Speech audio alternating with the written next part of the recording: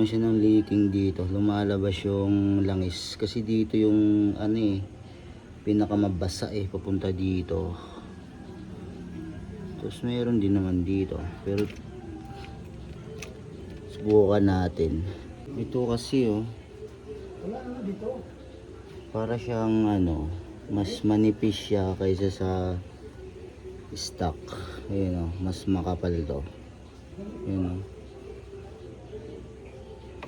testing ko pagpalitin yung o-ring niya. O-ring niya, tanggalin ko, ipalit ko to.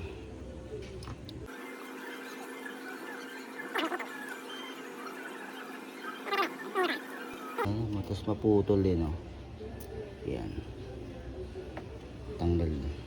Ipalit natin to kasi parang makapal siya pagpalit natin to.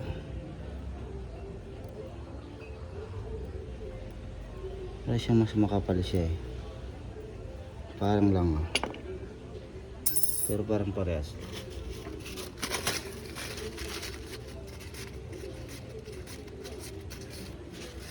Pag testing natin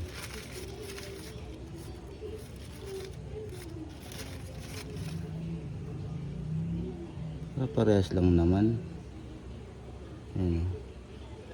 Mas maliit pa yung isa pala, hindi ito kasya.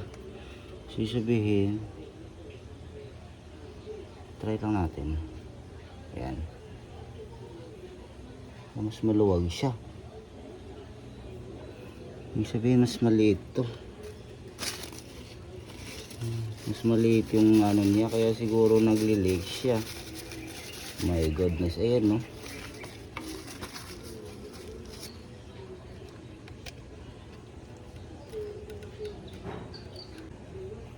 masikip na siya ipapasok. Masikip na siya. So fix na fix siya dito yung o-ring ng stock. Kasi yung pinalit ko kasi para siya maluwag.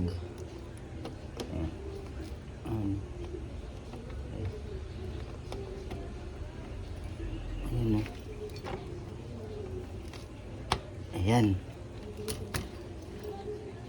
Yung kasi ito dito napakaluwag lang niya, bilis lang itulak.